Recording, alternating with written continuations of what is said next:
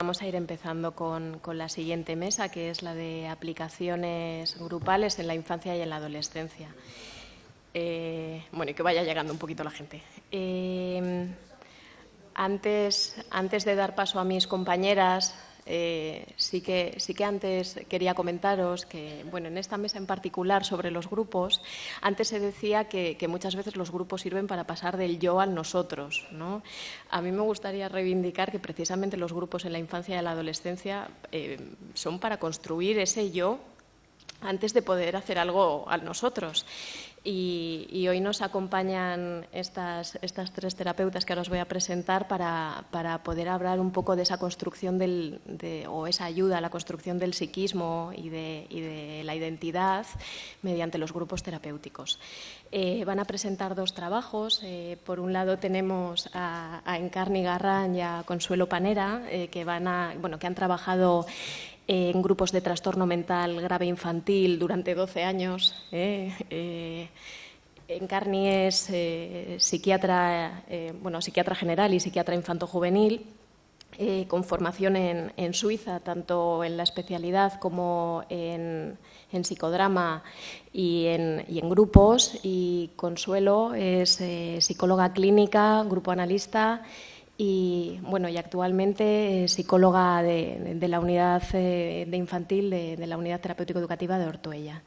Y por otro lado tenemos a Gloria Cegrí, que viene desde Barcelona. Gloria es también psicóloga clínica, que ha trabajado hasta hace muy poquito en el Centro de Salud Infanto-Juvenil de la Fundación Eulalia Torres de Beá. También es psicoanalista y profesora precisamente de la asignatura de tratamientos en grupo del máster de clínica psicoanalítica en la infancia y adolescencia de la Universidad de Barcelona. Vamos a empezar con el trabajo más centrado en infancia y luego Gloria presentará uno más centrado en adolescencia. El que van a presentar Encarni y Consuelo se titula Trabajo grupal en niños con trastorno mental grave, rol de trabajo en la parentalidad.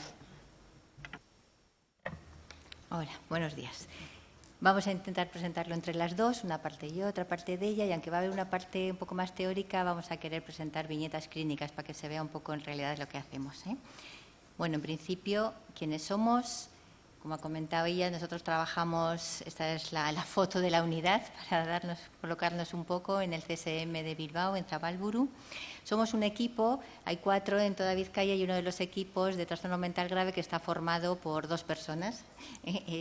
La psicóloga clínica Consuelo al 50% y yo al 100%. Hemos hecho este trabajo, como decía María, durante 12 años. Ahora estamos cada una en centros diferentes, pero hemos podido trabajar de esta manera con los pequeñitos, ¿eh? Y luego un grupo de psicólogas, que no sé si aquí habrá alguna, pero es importante nombrar lo que estaban en prácticas y nos ayudaban muchísimo para hacer los trabajos de grupo. ¿Qué hacemos? Bueno, ¿se escucha? Sí.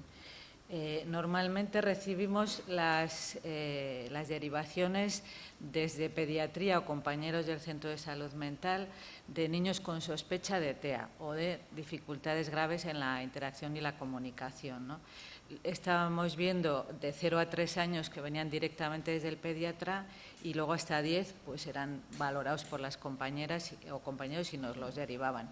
Hacemos una valoración más profunda a través de las primeras entrevistas padres-hijos, hacemos una evaluación del desarrollo psicomotor con estas escalas que también nos dan mucha información y ya la propuesta de tratamiento grupal a los niños y mensual a los padres. No en todos los casos, pero en muchos de los grupos de niños hacíamos uno paralelo de padres.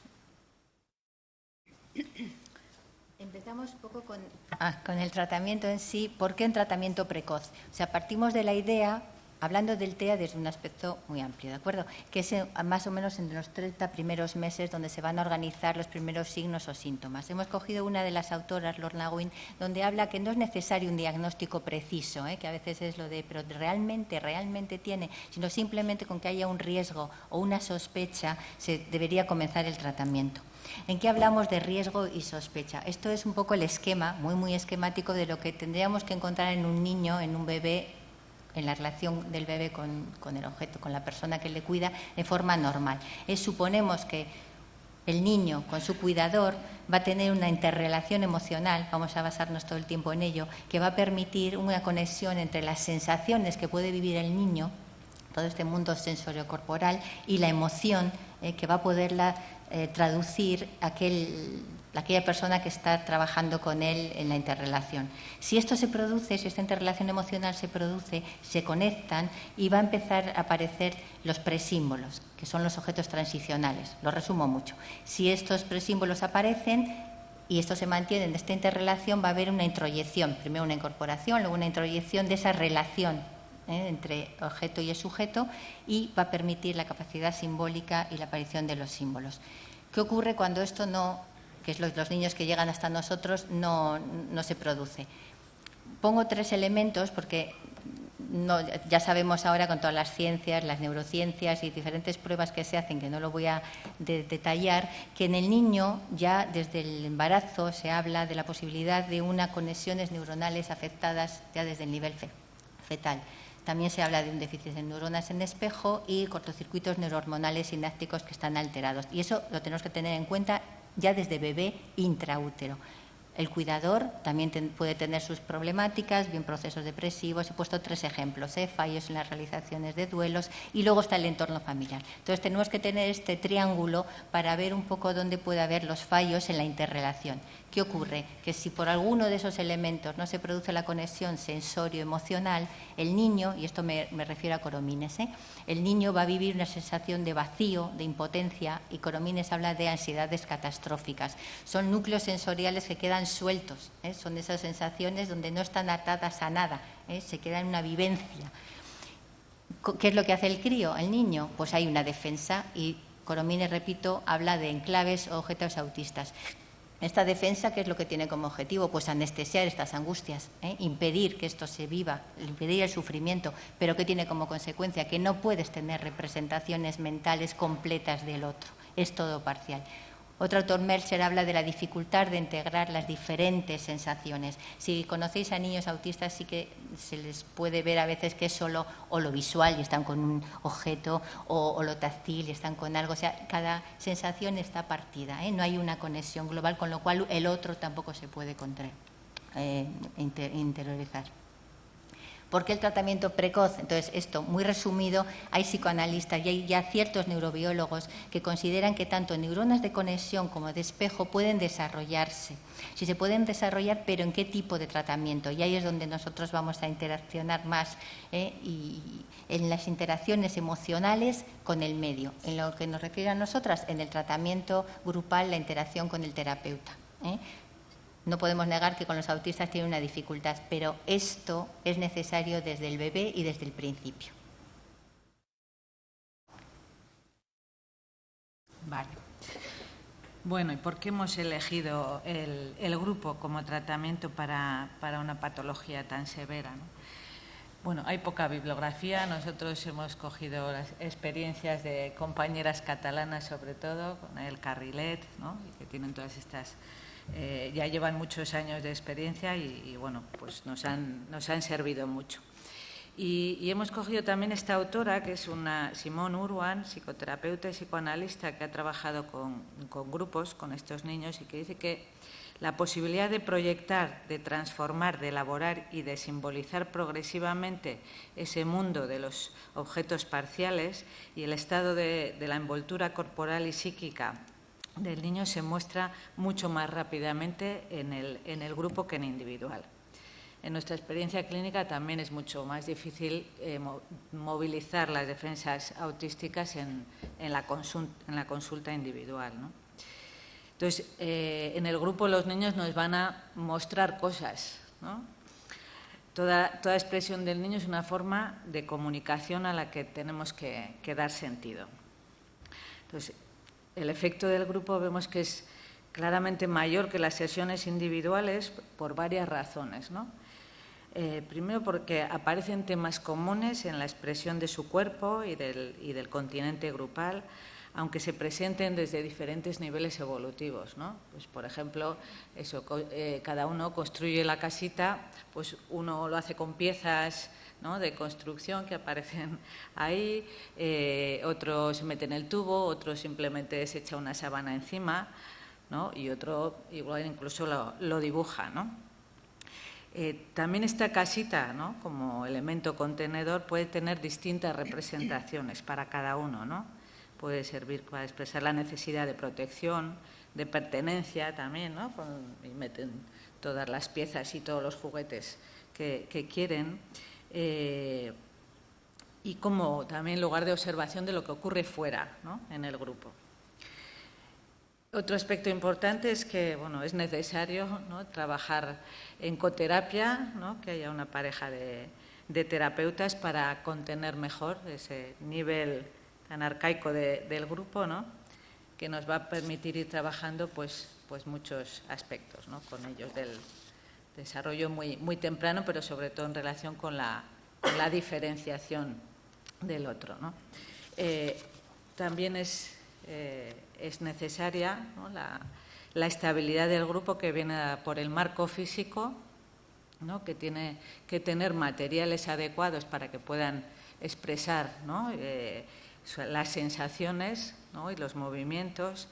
Y, por ejemplo, pues utilizan objetos como decía, tubos, sábanas, todo esto para que permitan ir trabajando el dentro y el afuera. Aquí, por ejemplo, tenemos el ejemplo de un niño, ¿no?, que tenía unas angustias terribles a que se le hubieran metido cosas en los oídos, en los ojos, y nos decía continuamente, ¿verdad?, que mírame, por favor, ¿no? Había que comprobarle en la realidad que no tenía nada, y se pasó sesiones y sesiones con un tubo de estos, pero transparente, ¿no?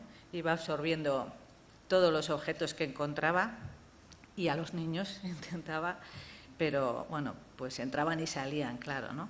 Y hasta que empezó a cerrarlo con celo por distintas partes, ¿no? Y bueno, pues conseguir algo, ¿no?, de una representación de un espacio que se puede llenar, ¿no?, y que puede guardar cosas, ¿no? Un poco como el cuerpo con sus órganos, ¿no?, los alimentos, la respiración, ¿no?, y rodeado de una piel protectora. Otro aspecto es que para mantener esta estabilidad también es que el grupo sea cerrado.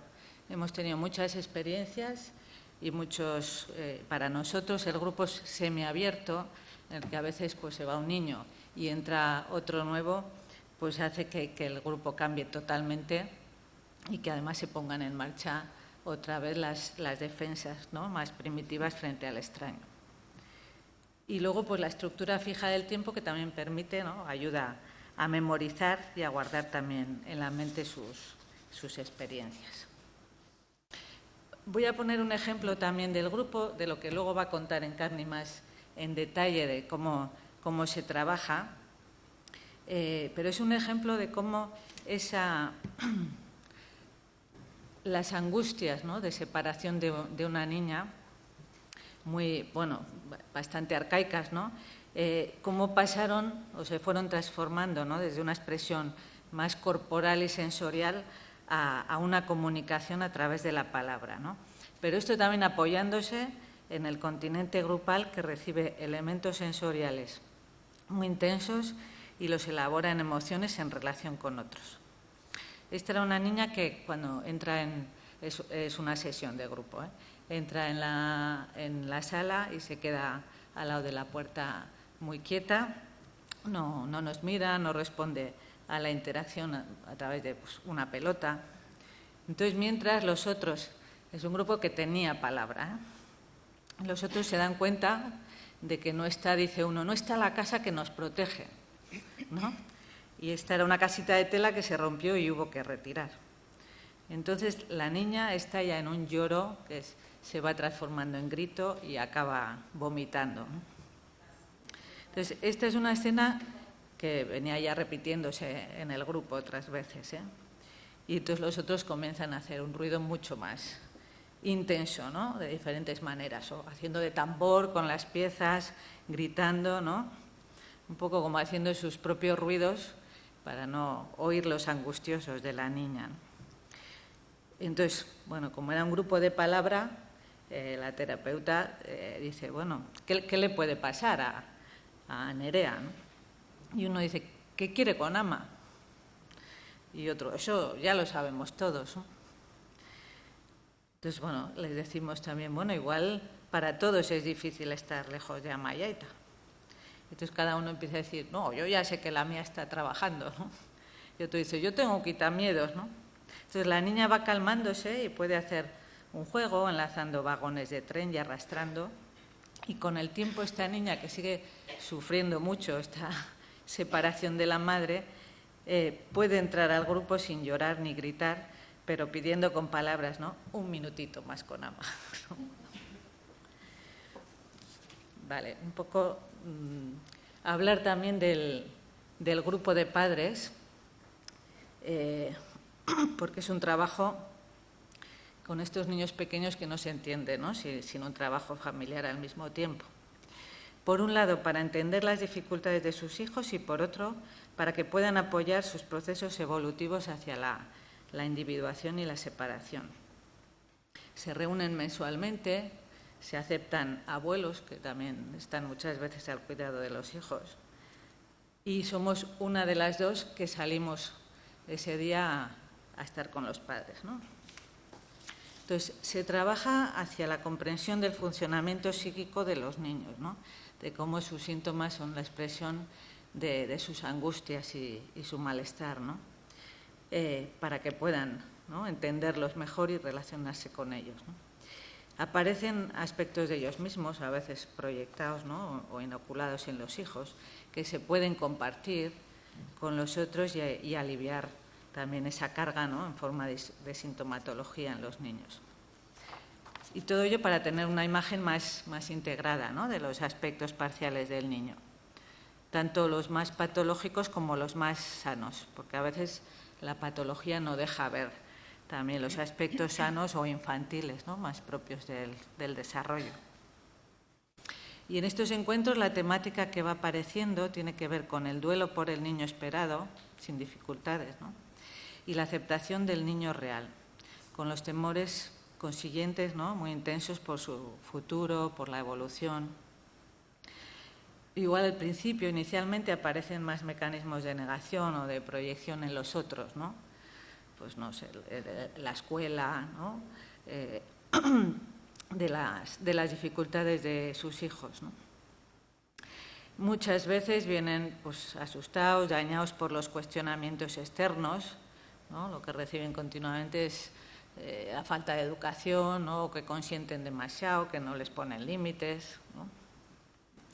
Y cansados, ¿no?, o demasiado habituados a afrontar situaciones de conflicto en el encuentro con los otros, ¿no?, que con el tiempo también ha hecho que reduzcan mucho sus salidas y sus relaciones con otros padres.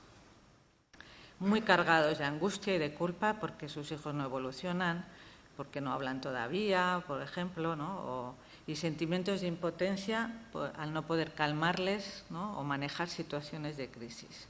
Y aquí es muy importante el trabajo de desculpabilizar y acompañarles, ¿no?, para recuperar su lugar, sus funciones parentales y sus capacidades también de contener, ¿no?, y de limitar a los hijos.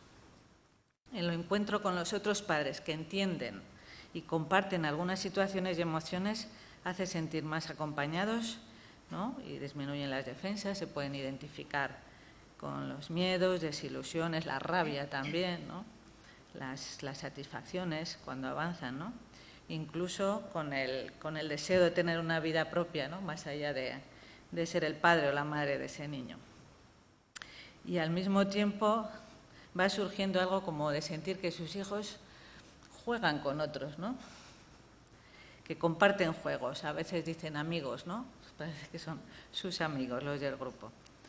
Ven que vienen contentos y aunque suelen tardar en verse mejorías, bueno, pues hace que quieran continuar, ¿no? Entonces, este día es el único día que los niños van a buscar a sus padres a la sala que está al lado de la suya, ¿no? Y son momentos bonitos, ¿no?, en el que poder observar, o nos dan mucha información también de de las dinámicas, ¿no?, de la familia, de la situación familiar, ¿no? Tanto cuando van aquí como cuando esperan en la sala de espera, ¿no? Por ejemplo, hay padres que llegan siempre tarde a recoger a los niños, ¿no?, que no avisan, que el niño se queda esperando al lado de la puerta, mirando, acaba sentadito en el banco como resignado, ¿no? Y algunos llegan apurados, ¿no?, y le cogen al niño y se disculpan, y otros, bueno, pues no me he dado cuenta de la hora, ¿no? Hay también los que se quedan en la silla fuera del grupo, ¿no?, de la sala del grupo, y pueden escuchar algo de lo que ocurre, ¿no?, y te dicen luego, uff, hoy ha llorado mucho, ¿eh?, o ha gritado. Teníamos el caso de una madre también, de un niño con muchas alergias, que esperaba detrás con la jeringa de adrenalina preparada, ¿no?, por si era necesaria. Recordamos muy bien a un padre también que cuando su hijo viene corriendo por el pasillo, ¿no?, a agarrarse a él, o bueno, a acercarse a él, ¿no?, el padre le hace un pase de torero, ¿no?, y el niño totalmente perdido, ¿no?, que no entendía, ¿no?, como a veces lo que es juego para el padre no lo es, ¿no?, para el niño. Alguna madre que no puede separarse de su hijo, que formará parte del grupo también durante algunas sesiones. Tenemos que tener muy en cuenta y con mucho cuidado la fragilidad narcisista de estos padres, ¿no? Valorar bien, porque a veces nos acercamos, ¿no?, un poco inadecuadamente, y podemos provocar, ¿no?, también un poco desmoronamientos psíquicos que no queremos, ¿no? O incluso a veces ejercer un efecto iatrogénico, ¿no?, cargando de mayor angustia y culpa ese vínculo con el hijo. No es un trabajo de terapia de los padres, pero sí tiene un efecto terapéutico, produciéndose modificaciones en las representaciones parentales. El poder ver al niño como persona con su voz, cuerpo, sus deseos, pensamientos, miedos, y no como un niño con discapacidad limitante o, en algunos casos, con capacidades superiores. Igual te voy a dejar, ¿no?, el grupo de terapeutas, bueno, saber que es necesaria, que nos moviliza a niveles muy arcaicos también a los terapeutas, y que necesitamos, ¿no?, bueno, pues el posgrupo, la supervisión externa, ¿no?, que nos ayude también a comprender, ¿no?, cómo nos colocamos y cómo recibimos todo esto, ¿no? Bueno, vamos con el cómo, y ahí vamos a comentar un poco casos, y en vez de quedarnos un poco en lo teórico. Esto es un ejemplo, por tenerlo en la mente. La idea es pasar de una sensación, que en principio la voy a colocar como en la música, pero doy ese ejemplo de la música siempre, que es el ruido, a alguien que te permite, con ese ruido y con la interacción en el placer, porque tiene que ser una interacción emocional en el placer entre el terapeuta y el niño, pasar a un nivel de sonido y que llegará a emociones que corresponderían más a la música. Eso es por darlo como un ejemplo de base. Entonces hace falta observar al niño, saber cuál es el canal mejor para acercarse a él, todo el canal sensorial.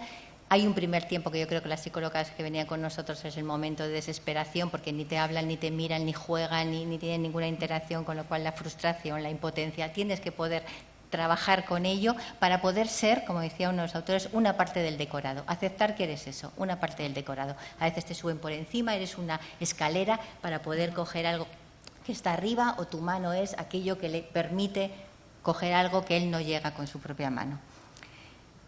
Aceptación de nuestra voz. También se habla de la voz con esa función de contención, que voy a intentar explicarlo en uno de los casos, que va poco a poco, primero ser aceptada y describir acciones, sensaciones, emociones, y por último el hacer con él. Os voy a hablar de 3 situaciones, si me da tiempo. Una muy cortita, es algo que hacíamos en todos los grupos, está el dibujo de la cara. Tenemos un tablero, ¿no?, y los niños, yo estoy hablando de niños pequeñitos, a diferencia que decía Consu, no hablan, no miran, no juegan, de niños muy pequeñitos, de 2, 3 añitos, donde a veces se acercaban al tablero, cogían el rotulador y empezaban a hacer pues el garabato cuando lo hacían. Entonces hay algo que hacíamos siempre cuando venía un niño ahí, pues se ponía una de nosotras, entonces hacíamos el dibujo de la cara, que era más que dibujar, era una especie de cancioncilla que acompañaba a movimientos nuestros que daban lugar a una cara. Entonces, os lo digo la cancioncilla, aunque sea así, una carita, y era el círculo, con 2 puntitos, y hacíamos los ojos, la nariz, ahí teníamos una parada como a la espera de qué iba a pasar con el niño, y la boca, y ahí se acababa nuestra escena. Cuando venía un niño, en el caso de un niño, viene, entonces lo mira, coge un rotu, y él empieza, y yo empiezo. Una carita, bueno, toda la retahíla, haciendo eso como 10, 12 veces, porque a veces, según la evolución del niño, te permitía que luego este es un papá, este es una mamá. A un momento dado el niño pone la mano, o sea, ni mira, ni habla, pero pone la mano. Claro, el que está al lado la recibe como algo, quiere. Entonces yo le cojo la mano.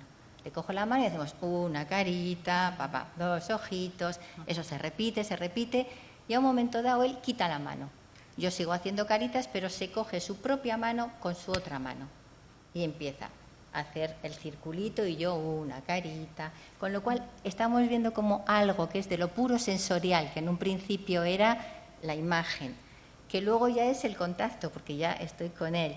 Soy algo de él, porque os decía, hay una indiferenciación, no soy otro que le ayuda a hacer caritas, soy un algo de él que está haciendo la carita y luego él es un algo de él que se ayuda a hacer caritas, ¿no? En ese sentido, quiero decir que hay una evolución.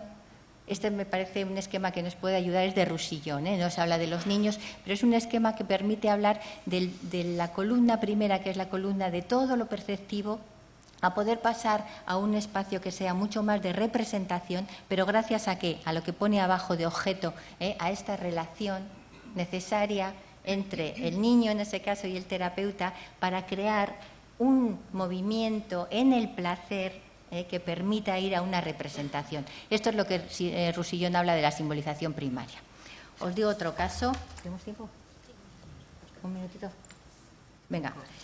Bueno, pues solo uno. Esto es una niña, lo mismo, sin contacto visual, sin lenguaje y tal. Ella entra y es en un grupito de estos, que son 5, un poco del mismo estilo, y su movimiento repetitivo es pasar por la pared con el dedo. Hay pegatinas. Entonces empieza a tocar las pegatinas. Primer movimiento nuestro, nos acercamos a ella. Ya, si nos acepta, en el paseíto de las pegatinas, primer paso. Segundo paso, intento de tocar con ella. Ella toca y yo toco detrás. Se acepta. Siguiente paso, introducir una evaluación. Ella toca y yo voy diciendo una casita, una flor, un perrito. Introduzco ya la palabra. Lo acepta. Seguimos. Siguiente paso. Estoy hablando muy rápido, pero esto dura meses, ¿eh? Siguiente paso, voy, sigo haciendo lo mismo, una casita, un perrito, y cuando viene la flor, me acerco a la flor y hago, ¡qué bien huele! La otra, lo primero que hace es, me mira la flor, como si nada, y sigue. Siguiente variación, en otro tiempo, una casita que había, toc, toc, toc, otra vez, mira la casita, me mira a mí, mira mi mano, mira la suya y se vuelve a marchar. Y esto repetidamente, repetido, hasta el infinito, fue dando un movimiento donde las dos íbamos haciendo esa entrada en el grupo, porque era la entrada en el grupo, con este contacto ya táctil, visual, auditivo y con esos momentos de parón. Cuando llegábamos a la casita, las dos hacíamos toc, toc, toc, sonrisa y seguíamos. No nos hablábamos. Cuando llegábamos a la flor, íbamos a la pared. ¿Cómo huele? Ella hacía lo mismo, no decía nada, pero también nos parábamos, sonreíamos y hablamos. Estábamos otra vez en esto, toda una dinámica de sensaciones que gracias a ese contacto y a esa vivencia interemocional entre las dos va a pasar a una representación. Esta niña fue capaz de hacer la carita, por supuesto, pero más que la carita, ¿de acuerdo? Que una vez cogió las letras, teníamos letras con imanes, puso 2 ceros, un 1 y otro 1 abajo y dijo, mamá. Entonces, ¡buah! O sea, esos son los momentos de emoción donde dices, ya tiene en la cabecita una representación de mamá, y ya el colmo fue mucho más tarde, porque fue un grupo que duró muchos años, que hizo una mamá con una tripa, en la tripa un bebé. Luego nos enteramos que su madre estaba embarazada, con lo cual ya era un paso enorme. Esta cría luego evolucionó bien, pudo hablar y todo esto. No da tiempo a más. Un par de minutos. Digo el último igual, es un poco de lo mismo. Es un niño, en este caso también, sin hablar, sin mirar.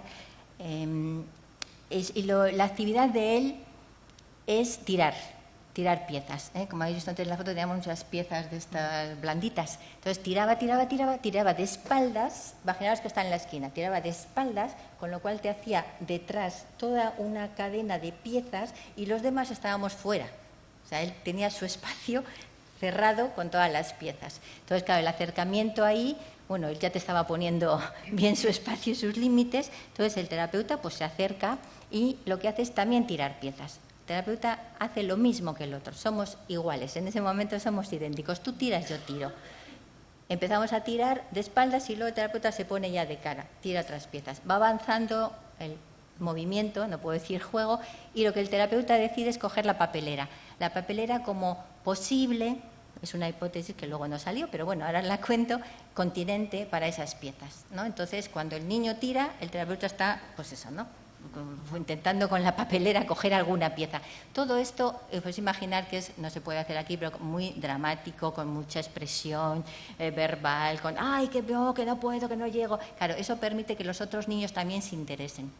Entonces, él es el que tiraba las piezas que nunca yo podía cogerlas, pero los otros empezaron a querer tirar. Entonces, para algunos ya la basura era una contención y la servía. Para el niño este no, tuve que quitarla. Él no quería eso, todavía no estábamos ahí. Pero cogí un bate, bueno, un bate es un esto de espuma, y entonces cuando tiraba la pieza, como si se jugaba al béisbol, lo digo así entre comillas, yo le daba la pieza con mi bate. Eso ya le empezó a hacer un poco más gracia. No sé por qué, si por el sonido, si por el vuelo de las piezas, ¿por qué? No lo sabemos, pero yo le daba, a veces no. Ya se empezó a reír cuando yo no le daba. Los otros encima también me decían, si no le daba bien, si le daba. Y esto que se repitió y se repitió y se repitió, llegó a un día donde entramos en la sala, el niño entró, cogió un bate y me lo dio. Entonces, claro, el movimiento, que estamos hablando de muchos meses, no es mágico, el movimiento de llegar a ser algo puramente sensorial de nuevo, ¿no?, donde tira fichas, es el ruido, es el sonido que al caer, los colores, porque son todas de colorines, a llegar a tener una representación de que ahora te doy, me estás invitando a jugar, eso ya es mucho igual pensar, pero ya yo era alguien que él necesitaba para poder hacer eso, ya estábamos en una interrelación. Entonces, finalizo ya lo clínico y este es el final, sería la interrelación emocional, que es lo que estoy explicando todo el tiempo con los niños, es lo que necesita para que se haya una integración sensorial y emocional. ¿El niño qué va a hacer? Lo incorpora, lo introyecta y lo que queríamos es que haya un mundo interno que no sea plano, que sea bi- o tridimensional, todo lo que se pueda, ¿verdad?, para que le proteja de esas ansiedades catastróficas que comentaba Coromines. Y le permita de abandonar toda la autosensorialidad. Porque si no, pues ¿qué se va a producir? El niño se aferra bien a la sensorialidad, bien al pensamiento concreto, como veis en las imágenes, y lo que no quiere es tener un mundo que cambie, ¿no? Busca lo imprevisible, que no haya diferencias, y eso te provoca el pensamiento simbólico, no se pone en marcha. Y para finalizar ya, esto que nos gustaba a las dos un poco es porque hablamos de los niños enfermos y de los malitos, pero al fin y al cabo pensamos que para hacernos alguien diferente y exclusivo de lo que somos cada uno de nosotros, esa base de esas experiencias emocionales que hemos podido vivir todos desde muy pequeñajos, ¿no?, con quien haya sido, que las acumulamos, que nos permite recordar, que nos permite decir lo que nos gusta, lo que no nos gusta, y así nos hace diferentes a los demás. Ya está. Tiempo.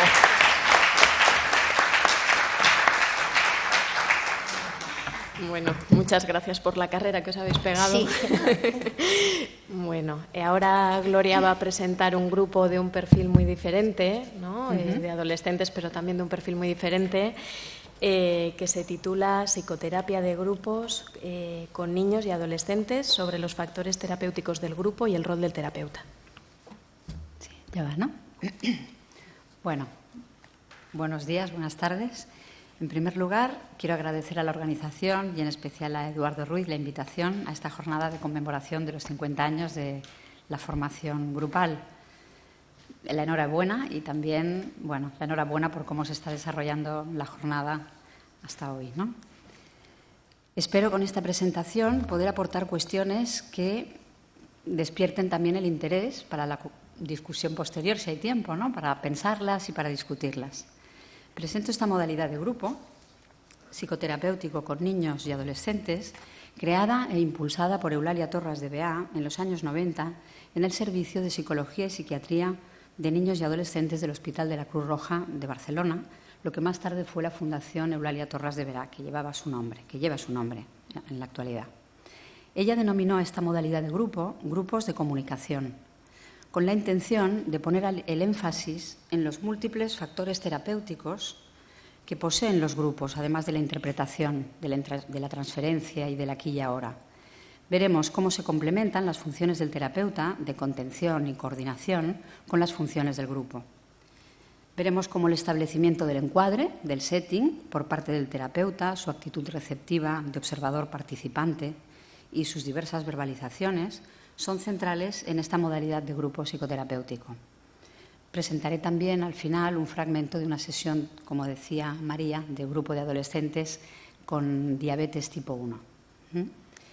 Partimos de la idea de que nacemos y crecemos en grupo. Primero en el grupo familiar, de padres, hermanos, familia extensa, para continuar en el escolar, deportivo, de ocio, cultural. Así pues, teniendo en cuenta que la identidad personal se desarrolla en el contexto de estas interacciones en los diferentes grupos a los que pertenecemos a lo largo de la vida, el tratamiento ofrece un marco privilegiado y eficaz para ayudar a evolucionar a niños, adolescentes y a sus familias.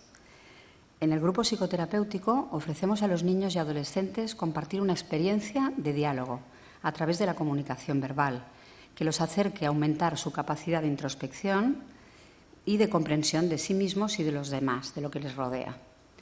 En el grupo se promueve la evolución de sus componentes hacia el desarrollo de una personalidad más integrada, también como decías, ¿no?, de una personalidad más propia y más integrada.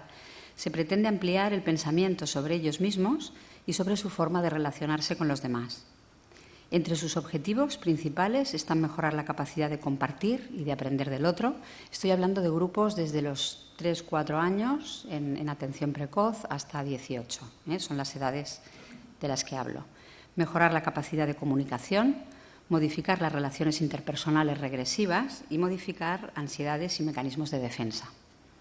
Proponemos a los niños y a los adolescentes reunirnos para hablar de lo que deseen o para jugar, en el caso de los más pequeños, según la edad.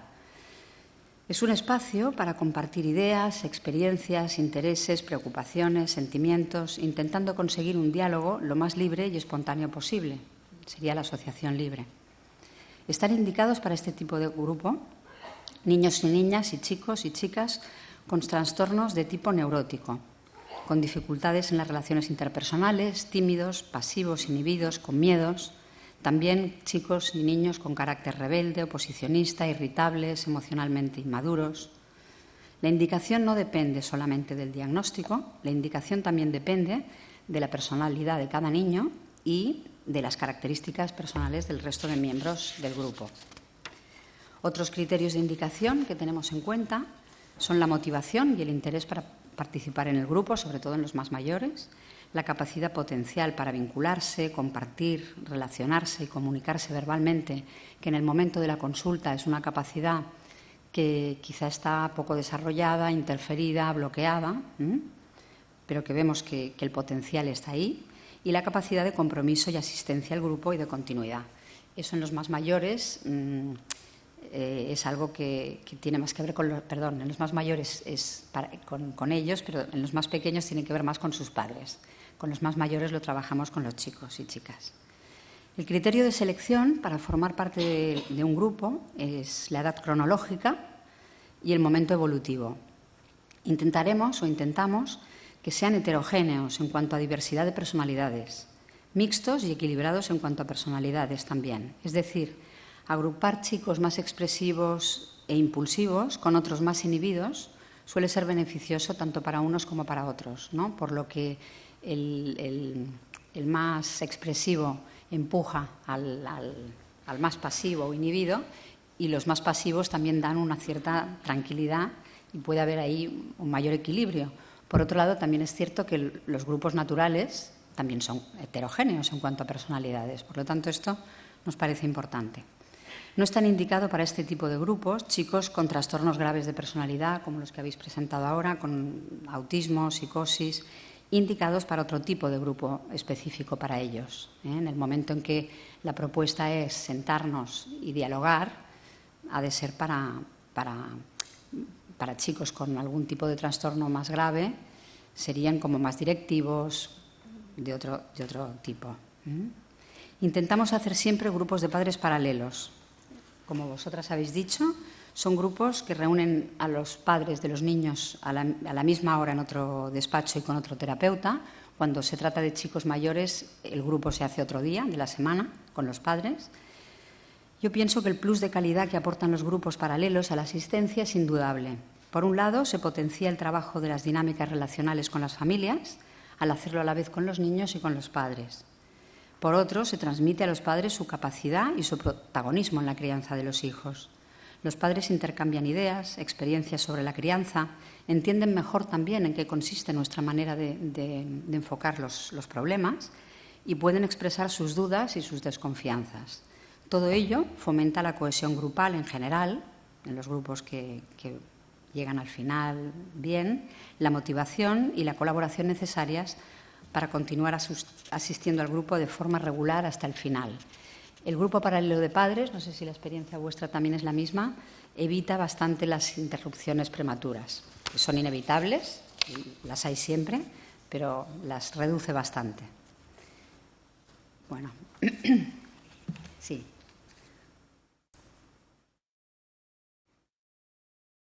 ¿Era esta? Ah, en esta misma, vale. Sí, hablaríamos, en primer lugar, de que partimos de la idea de grupo como un todo, como una unidad con una dinámica propia, resultado de las interacciones existentes entre sus participantes. Se espera que entre los componentes del grupo se establezca un vínculo afectivo positivo, inherente a toda relación grupal, y que el grupo tienda a evolucionar hacia el desarrollo de ese potencial constructivo, pasando, por descontado, por periodos más o menos regresivos. En cuanto a los procesos y dinámicas grupales, el deseo de compartir sentimientos y experiencias con otros es lo que lleva al establecimiento de un vínculo afectivo que es el que cohesiona al grupo y lo convierte en una experiencia importante y significativa para sus componentes, distinta, diferente. Hablamos de un potencial constructivo y un potencial destructivo. El constructivo estaría más relacionado con los impulsos amorosos, afectuosos, que lleva a la realización de la tarea acordada, colaboración, solidaridad. Y el potencial destructivo cuando aparecen la agresividad, la hostilidad, las rivalidades y los conflictos, que aparecen siempre. Ese potencial estaría inherente a todo grupo y en algún momento, o al principio, o hacia la mitad del grupo, o al final, ha de aparecer. Y en otros procesos como la formación de líderes y de subgrupos. Factores terapéuticos de los grupos serían la comunicación compartida de experiencias como factor terapéutico en sí mismo, la posibilidad de vivir el sentimiento de universalidad de los conflictos internos, el grupo como favorecedor de una desinhibición más rápida y un clima emocional más intenso, para bien y para mal, porque esa desinhibición en los chicos, sobre todo en las edades más escolares, ¿no? Quizá de los 7, 8, 9 años al 12, 13, esa desinhibición puede llevar a la actuación y a situaciones difíciles, pero en cambio en los más inhibidos la desinhibición es mucho más rápida, por ejemplo, que en terapia individual. Sería un tratamiento de elección para chicos de esas características. El grupo ofrece la posibilidad de identificarse con los otros y con las diferentes maneras de afrontar los conflictos. En el grupo se observan y reconocen las dinámicas relacionales conflictivas, como otro factor terapéutico. En cuanto al rol del terapeuta y cómo se complementa con las funciones que hemos hablado del grupo, es establecer y mantener el setting. Hablamos de setting externo y de setting interno. El externo serían las condiciones de espacio, de tiempo y de material, diferentes según las edades. El tiempo es más corto en los más pequeños, de 3/4 de hora, en los chicos más mayores de 1 hora, a partir de la edad escolar, de los 7 años, 6 ya es 1 hora. Los materiales, fundamental el juego y el dibujo en los más pequeñitos y el verbal en mayores. De todos modos, la comunicación verbal se se utiliza como medio de comunicación desde bien pequeños. El interno es el marco de referencia configurado por la formación, la personalidad y la experiencia del terapeuta que definen su actitud, sus funciones y sus intervenciones verbales. La actitud del terapeuta creemos que ha de ser una actitud receptiva, de observación, de interés y escucha de todos los miembros del grupo por igual, que promueva la comunicación a través del diálogo, abierta a la comprensión sin hacer juicios de valor, de observador participante del diálogo y del juego, si es el caso, atenta también a su contratransferencia, los sentimientos que el grupo le despierta, poderlos reconocer, pensar y, en determinados casos, no actuar. Funciones del terapeuta serían conseguir crear un clima de confianza para favorecer la expresión espontánea y el intercambio de ideas, de experiencias, de sentimientos, que estimule el establecimiento de esa cohesión que hablábamos del grupo. Acompañarles en el desarrollo de su potencial evolutivo constructivo, acompañarles en el proceso de elaboración de las experiencias. Cuando hablábamos del potencial más constructivo y más destructivo, pues acompañarles hacia ahí. En cuanto a las intervenciones verbales, serían la formulación del método y los objetivos, la consigna, basada en la asociación libre. Podemos decir algo así como: nos reuniremos periódicamente para compartir la tarea de dialogar, jugar con los más pequeños, de intercambiar ideas respecto a lo que os interese, os preocupe, con el objetivo de conocernos entre nosotros y ampliar el conocimiento cada uno de sí mismo. Esto no se dice de golpe, ni un primer día solo, se va diciendo a lo largo del grupo, especialmente en las primeras sesiones, y según la edad, más corto, más conciso y sobre todo que les quede claro a los niños según la edad. Por eso decimos que a los niños se les dice que nos reunimos para jugar. Destacar la importancia de la asistencia regular y de la puntualidad para el buen funcionamiento del grupo, especialmente en los más mayores, en adolescentes. Hablar de la importancia de la confidencialidad. Aquí ya desde bien pequeños se tiene muy en cuenta la confidencialidad, que aquello que pasa en el grupo queda allí y bueno, favorece realmente la confianza. Ese es el objetivo. Otras intervenciones verbales: ayudar a tomar conciencia del mundo interno, de emociones, sentimientos, pensamientos, estimular los recursos y capacidades de cada uno y del grupo en su conjunto, comunicar su manera de comprender los sentimientos conscientes e inconscientes, interpretar la fantasía del grupo, las ansiedades, defensas y proyecciones del aquí y ahora del grupo, preguntar, pedir aclaraciones, poner límites a la acción si es necesario. Los límites a la acción en esas edades en las que los niños se expresan más a través de la acción que del diálogo es importante, ¿no? Cuando a veces decimos entre nosotros que mejor no dar ideas y no decir nada, pero si en un momento la excitación va más, sí que hay tres cosas claves, ¿no? No hacer daño al material, al despacho, no hacer daño a ninguno de los que estamos allí ni a ellos mismos. Esos límites a veces es necesario ponerlos. Si no es necesario, ni los nombramos por lo que decimos, ¿no? No dar las ideas. Bueno, en resumen, estas funciones y forma de intervenir del terapeuta potencian la cohesión grupal y los aspectos terapéuticos que hemos visto inherentes a la mayoría de grupos. Como dice Eulalia Torras, el factor terapéutico central que ofrece el grupo es la comunicación compartida de experiencias y la función central del terapeuta promover esa comunicación.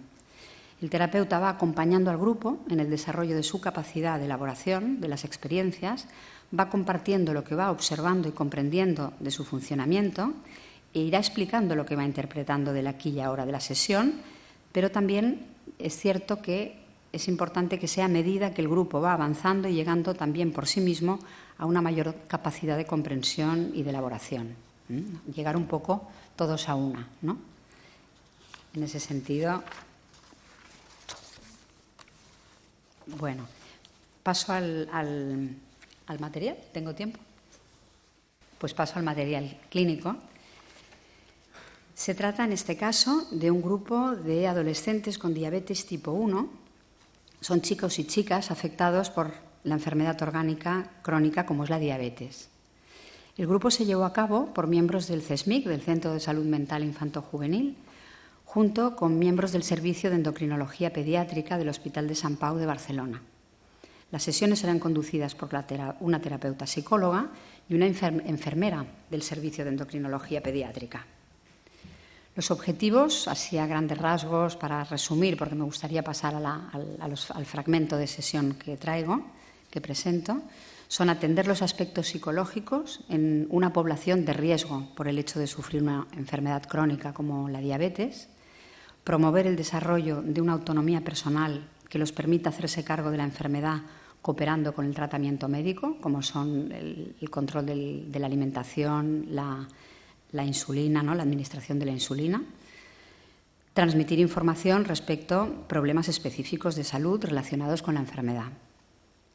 Una de las características a destacar del equipo de endocrinología es que proporciona una atención muy individualizada a sus pacientes. La mayoría de ellos habían debutado, que es cuando la enfermedad se manifiesta, habían debutado a los 3 y 4 años de edad. Se les transmite al principio que forman parte del grupo por el hecho de compartir una misma enfermedad, en este caso la diabetes.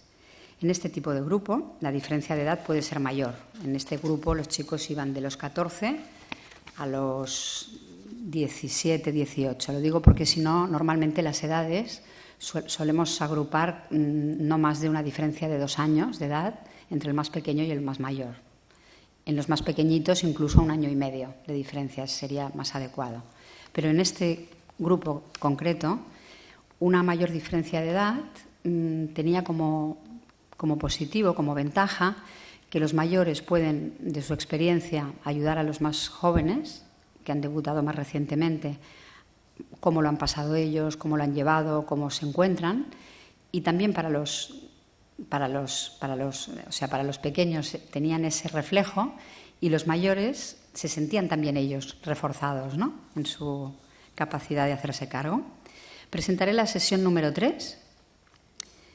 Son Mireia, Sara y Gisela de 14 años, Mireia de 15 y Eric también de 15, Raquel de 18, Gina y Elena también de 17. Entramos todos en el despacho. Sara se despide de su madre en la puerta del despacho dándole sus cosas y un trozo del bocadillo. Está comiendo un bocadillo, su madre la acompaña hasta la puerta y le da el trozo y no termina con el bocadillo. La madre se queda un poco aturdida. Sara en las sesiones anteriores se había quedado con ella, con su madre, hasta que acababa de comer y entraba siempre tarde a la sesión. O sea, la madre e hija tenían que estar ahí. Cuando acababa de comer entraba en la sesión, que siempre eran 5 minutos tarde o 10. Hoy se la ve decidida a Sara a entrar puntual. Por eso digo la madre aturdida, ¿no?, porque se queda la madre como parada diciendo qué pasa. Elena empieza a hablar después de un silencio. ¿Puedo decir algo?, sonriendo. Me siento extremadamente sola, no puedo aguantar más. No tengo a nadie para salir aquí. Ella viene de otra ciudad. Esto es demasiado para mí. Pregunta mirando a los compañeros si a la salida se pueden intercambiar los teléfonos o salir de juerga porque ya no puede más. Gina y Raquel se miran entre ellas y le responden que vale, que no tienen problema, que a la salida hablarán y quedarán. Se hace un silencio. La terapeuta habla de que con el poco tiempo que hace que nos conocemos, 3 sesiones simplemente, solamente, parece que ya se está empezando a establecer un vínculo de confianza y de solidaridad entre ellos. Que uno de los objetivos del grupo es conseguir esa confianza también dentro del grupo. Dicen que sí con la cabeza y se quedan en silencio. Y Elena dice, es que lo tenía que decir, como diciendo no podía aguantar. Quedan en silencio, un silencio más o menos tenso, nadie se atreve a seguir. La terapeuta hace referencia a la intervención de Elena respecto a la soledad, que ha expresado Elena, y dirigiéndose al resto, a ver qué podemos decir de la soledad, ¿no? ¿Qué diríais? Gina dice, muchas veces me siento sola y me encierro en la habitación con ganas de llorar. No es que esté mal en casa, me llevo bien con mis padres, pero siento mucha tristeza. A veces me encierro en la habitación porque me gusta y entonces escucho música, pero otras veces es porque me siento sola. Gisela, cuando yo me siento así, cojo mi diario y escribo todo lo que siento y entonces después, cuando lo vuelvo a de lo que me pasaba y en el momento de lo que me pasaba en el momento de escribirlo. Puedo reír de ese momento. Esto me sirve mucho a mí, puedes hacer lo mismo, le dice a Elena. Y Elena, bueno, y Gina, esto de escribir a mí, no sé. Vuelve a haber un silencio. La terapeuta dirige la mirada uno a uno del grupo por si tienen algo más que añadir. Eric, a mí no me pasa nada de esto. Yo tengo muchos amigos, siempre nos estamos llamando y nunca me siento solo. Hay un poco de risas en el grupo por la manera que tiene de decir las cosas. Eric interviene muy poco y cuando lo hace es de forma como haciendo reír a los demás. Mireia, a mí a veces también me gusta estar sola en mi habitación y aislarme, pero no suelo sentirme sola. Gina, yo me sentí muy sola en sexto de primaria porque las compañeras de clase me trataban como si tuviera la peste. No entendía, ni entiendo ahora, por qué me tenían marginada. Los compañeros decían de mí que era muy aburrida, pero cuando fui a la ESO hice muchos amigos y salgo con ellos y no me han dicho que soy aburrida. Yo creo que me lo decían porque era diabética, seguro. Se hace un silencio. Nadie dice nada más. Se espera a la terapeuta y habla la terapeuta de las vivencias dolorosas de soledad, marginación que han sentido o sienten, también en relación a la diabetes. Sigue diciendo si se han sentido solos con la enfermedad, ahora o cuando debutaron. Gisela, yo debuté a los 2 años y no lo recuerdo. He vivido la diabetes como algo natural. Lo único que recuerdo es que en las fiestas de cumpleaños, cuando los otros niños comían cosas buenas, yo no podía y preguntaba por qué. Mireia, yo debuté a los 3 años y recuerdo cuando estuve en el hospital ingresada, una vez que los compañeros de clase venían a verme y luego me hicieron un escrito firmado por todos. Recuerdo esto como algo muy bonito. Nunca me he sentido rechazada por tener diabetes, al contrario. La terapeuta recoge el sentimiento de apoyo por parte del entorno, de la familia, de los amigos, el apoyo recibido que puede mitigar el sentimiento de soledad. Eric, yo hace 2 meses que la tengo y a mí no me ha cambiado nada. La tengo y ya está. Sara, yo debuté cuando tenía 2 años, pero además tenía colesterol y siempre he estado muy controlada con la comida. Para mí es muy normal, hace una pausa. Pero lo que a mí me pasa ahora es que por la diabetes mis padres no me dejan llegar a casa después de las 9. Ni ir a los conciertos de música porque mi madre tiene miedo de que me pase algo y porque tengo que hacer las comidas a una hora determinada. Eso es lo que me preocupa a mí ahora. Eso es lo que ahora en este momento a mí me preocupa. Y levanta la mirada como buscando una respuesta. Gisela, yo sí voy a los conciertos. Voy con una bolsa enorme, con todo lo que necesito, y voy con mi hermano que controla que yo me controle. Todos se exclaman con sorpresa y la terapeuta pide que lo explique un poco más. Gisela, mi hermano, que ya sabe cómo va esto de la insulina, controla que yo lo hago a las horas. Y se ríe. Así mis padres se quedan más tranquilos. Aquí interviene la enfermera. Os he dicho que estaba la enfermera de endocrinología en la sesión. Esto no debería ser un problema, dice. Si los padres os dicen estas cosas, deben saber que se pueden solucionar cambiando el horario de la cena o de la administración de la insulina. Observamos que quedan aliviados los chicos y las chicas de que no vaya a ser un problema salir de noche. Se les ve satisfechos de poder consultar estas cosas con la enfermera. Sobre todo Sara, que es la que hemos visto al principio de la sesión, que está como empezando a afianzarse un poco y a empezar a adquirir una personalidad un poquito más diferenciada. Siguen hablando las sesiones más largas, siguen hablando de los problemas en casa con los horarios de llegada, con los conciertos, con hacerse un piercing o no hacerse un piercing, si hay más problema en un diabético de hacerse un piercing o no. La terapeuta dice al final de la sesión que están hablando de deseos de autonomía y de hacer experiencias nuevas, de intereses que a veces chocan con los deseos o intereses de los padres y cómo lo pueden ir resolviendo. Que es importante preguntarse en qué cosas la diabetes los limita realmente y en qué no, a fin de no poner en la enfermedad todos los conflictos. Dice que cree que han expresado los temores de los padres y también los de ellos y ellas a la hora de ponerse un piercing o ir a conciertos, en el sentido de que pueden conllevar cierto riesgo y obligan a tomar una serie de precauciones. Bueno, la sesión acaba aquí. ¿Algún comentario que quería añadir? Y ya termino con esto. es que he escogido este fragmento de sesión porque ilustra lo que ha sido la evolución de la dinámica del grupo, un poco desde el inicio hasta el final, ¿no? Esa preocupación por la enfermedad y cómo las preocupaciones propias del adolescente. La terapeuta trata de observar, de escuchar, comprender aquello que expresan a través de la actitud y de las palabras para, a continuación, hacer intervenciones que promuevan la máxima participación de todo el mundo, ¿no? Lo ponía un poco también como ejemplo de lo que habíamos visto antes, abriendo camino hacia una elaboración compartida y conjunta de los temas que se van tratando. Al mismo tiempo, la terapeuta interviene recogiendo los sentimientos que aparecen y las diferentes maneras de afrontarlos, tanto respecto a la diabetes como otros aspectos de su vida, a los que se tienen que ir enfrentando. Es importante en un grupo de estas características tener muy en cuenta que la diabetes los condiciona, pero en parte, puesto que hay otras muchas facetas de la vida que pueden desarrollar con toda normalidad. La enfermera también observa y escucha las comunicaciones de todos para intervenir cuando considera que hay que darles una información que podrá contribuir a un mejor conocimiento de la diabetes y a una mejor manera de hacerse cargo del tratamiento médico. La médico endocrino estaba en el grupo de padres con la terapeuta que atendía a los padres. El clima de la sesión fue oscilando entre momentos de más o menos tensión, de dificultad para expresar lo que sienten o piensan, sin perder nunca el interés por la propuesta. Incluso la sesión se alargó un poco a consecuencia de ese interés.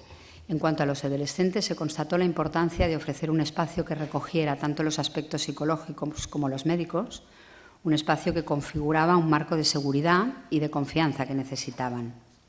Y respecto a los profesionales, se vio que la observación conjunta y el intercambio de conocimientos aportaba una comprensión más amplia de la persona con diabetes, en este caso, que sin duda revertía en una mejor asistencia de los diferentes ámbitos de intervención.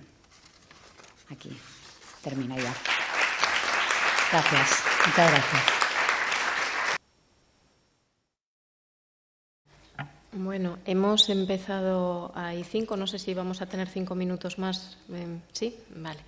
Digo, porque sí que habíamos estado hablando, ¿no?, dentro de que son como dos modelos muy diferentes de grupos, pero que algo que traíais las dos partes era un poco ese recoger a veces situaciones como de esa sensación de caos y de descontrol que se puede tener y que en individual no es muy fácil de trabajar, pero como en el grupo sí se puede acompañar tanto por los terapeutas como por el resto del grupo, ¿no? No sé, digo porque traíais algunas situaciones, ya sé que son diferentes, pero que teníais un poco esa parte en común y que hay un montón de cosas que se unen. No sé si hay alguna pregunta, tenemos aquí el micro.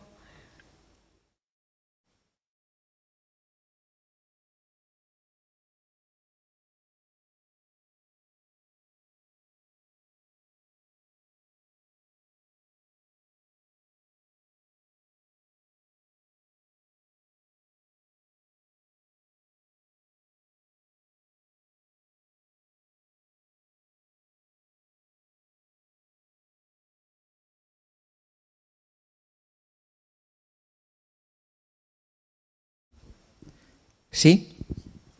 Bueno, ya está el pitorro encontrado. Bueno, en primer lugar, enhorabuena por el esfuerzo y por la reflexión que vuestro trabajo diario os acerca, ¿no?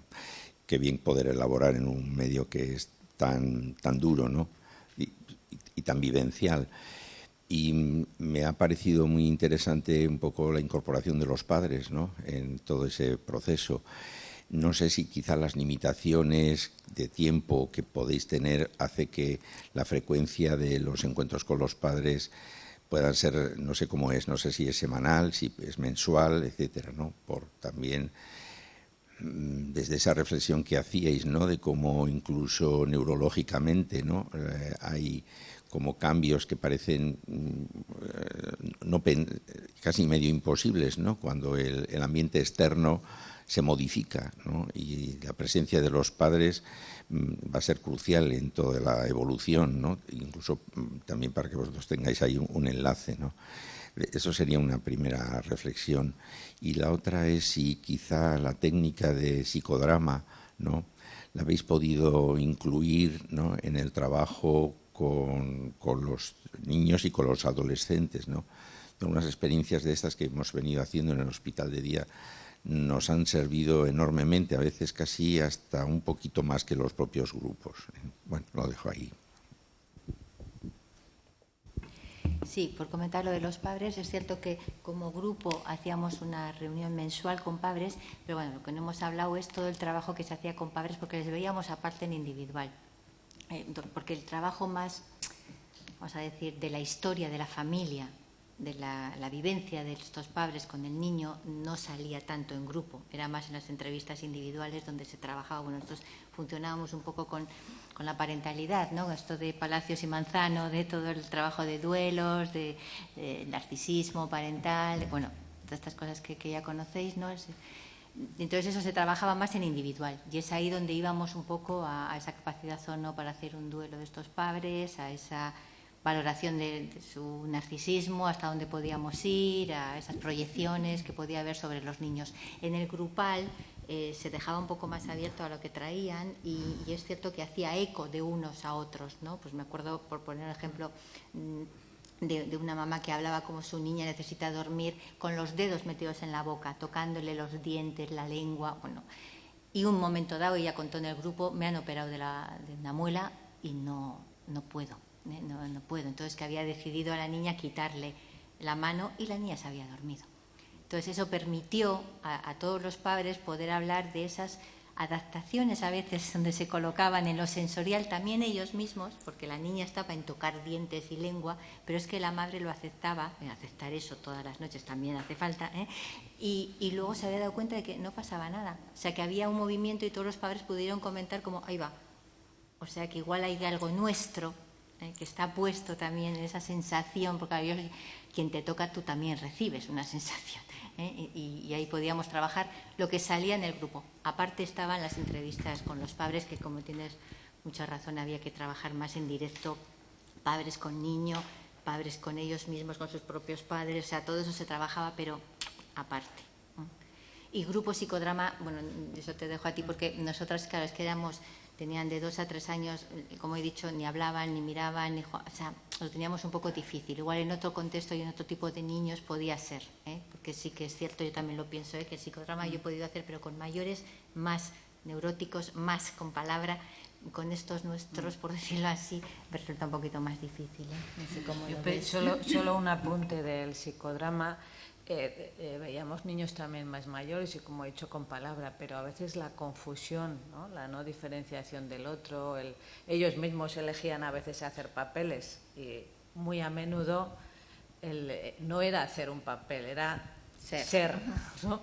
Ser ese Hulk, o sea, de empujar las paredes pensando que las iban a tirar de verdad, o el animal, no sé, salvaje, ¿no? Con el grito exacto, ¿no? del animal, y mucho en la confusión con otro, ¿no? Teníamos también marionetas y a veces llegaba un momento que podían jugar algo con eso, pero para uno de estos niños igual el lobo de la marioneta es un lobo de verdad.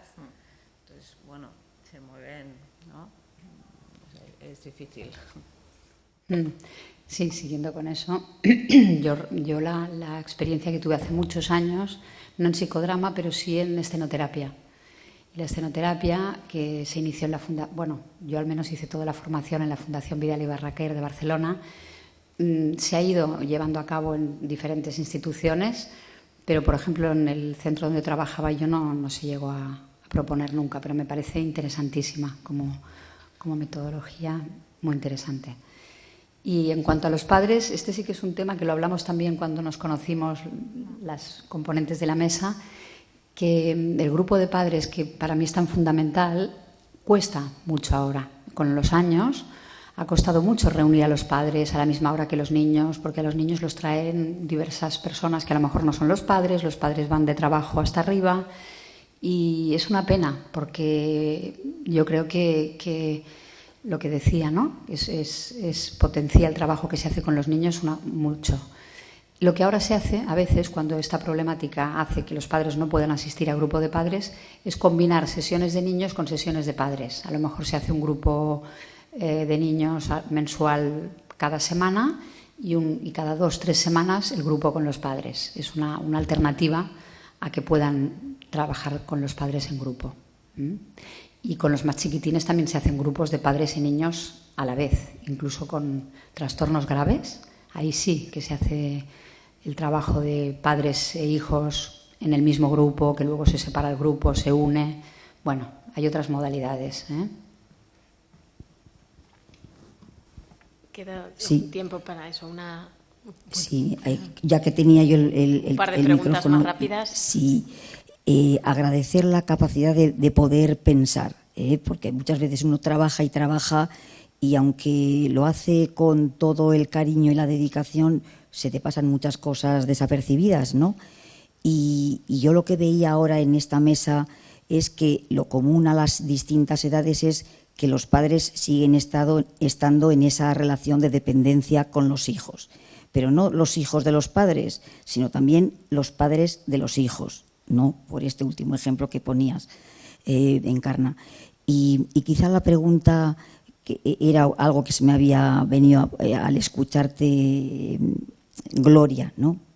Yo trabajo mucho con adolescentes ahora y una de las, no sé si reglas o consignas que yo pongo en los grupos de adolescentes es evitar el contacto de entre ellos fuera del grupo terapéutico, porque en la adolescencia los ideales son tan grandes, la amistad es tan grande, que en cuanto fuera del grupo hay algo que falla, que frustra y defrauda, el trabajo terapéutico en el grupo se interrumpe porque ya hay un enfado y ya hay una incomunicación y es muy difícil desactivar todo eso. Entonces me llamaba la atención, que no sé si es propio de esa patología, ¿no? O yo lo llevo de esta manera porque ha habido situaciones difíciles. Claro. Gracias. Claro, yo ahí diría que también va a estilos de terapeuta, ¿no? Yo creo que es importante, cuando hablábamos del terapeuta y su forma de, luego el estilo de cada uno, ¿no? Yo en ese caso, en algún momento estoy de acuerdo, puedo decir que eso no es lo más conveniente, pero en una tercera sesión, antes que prohibir, me parecía más importante decir, como es inevitable, es bastante inevitable hoy en día, no sé si estaréis de acuerdo con los móviles, es que forman grupos de chat con el grupo de chicos. O sea, los adolescentes forman grupo de WhatsApp delante tuyo, allá, de manera inmediata. Entonces, es tan inevitable que, bueno, prefería destacar, mira, fuera no sé lo que va a pasar, pero dentro interesa del grupo, que haya esa confianza, que haya este vínculo que se está creando y que venga aquí, a hacerse aquí, entre nosotros, ¿no? Pero es cierto que eso es una dificultad. Como encuadre, ¿eh? Como encuadre. Lo pongo como parte del encuadre, explicando la necesidad, no es una norma y una imposición, y lo entienden de maravilla, incluso a veces lo agradecen porque entre amigas que van al mismo grupo ha habido muchos follones y gracias a esta consigna, entendiéndola el grupo, les ha liberado de a veces como de obligaciones de quedar, de reírse entre ellas, y están mal. Claro. Aquí hay una cosa que estás diciendo importante, que es que, por ejemplo, en el centro de salud mental que yo trabajo, que es en el barrio de Gracia, de Barcelona, es inevitable que los chicos vayan a las mismas escuelas, a los mismos institutos, se conozcan del barrio. Entonces ahí sí que intentamos ser lo más cuidadosos posibles a la hora de organizar grupos que no estén, porque realmente si organizas un grupo en el que hay 2 que se conocen de fuera del grupo, el grupo puede ser imposible de que funcione, porque hay una dinámica ya entre ellos, que la llevan al grupo, que la repiten, eso sí. Gracias. Sí, yo solamente un pequeño apunte. En Basurto, en los años 80, empezaron a hacerse grupos de madres y de niños. Y la experiencia fue fantástica. Y una de las cosas que hoy descubrí, claro, estaba en los primeros pasos de la formación y todo eso, era que la relación que se establecía en las madres con el grupo era idéntica a la relación que tenían las madres con sus hijos. Sí. Y eso fue un punto de trabajo muy interesante. Sí. Basurto, años 80, los primeros años Sí, 80. sí. Eso nosotros también lo hemos comprobado cuando trabajamos con coterapeuta o con observador, que después de las sesiones nos reunimos para comentar los grupos y, bueno, un poco ampliar la comprensión, ¿no? Con el observador o el coterapeuta del otro grupo de padres. Y esto se repite de una manera, o una sesión caótica y la de los padres ha sido caótica, o una sesión con una conexión, con un contacto y la de los padres ha ido en paralelo. Bueno, ahí yo no sé qué decir, no sé cómo explicarlo. Yo solo quería decir una cosa. Las normas del encuadre no están para perseguir a nadie, sino para dar sentido a la conducta de las personas. Si no se enmarca la norma, no se puede dar sentido. Y el marco ahora lo que nos indica es que nos vayamos todos. Estamos en hora. Muchas gracias.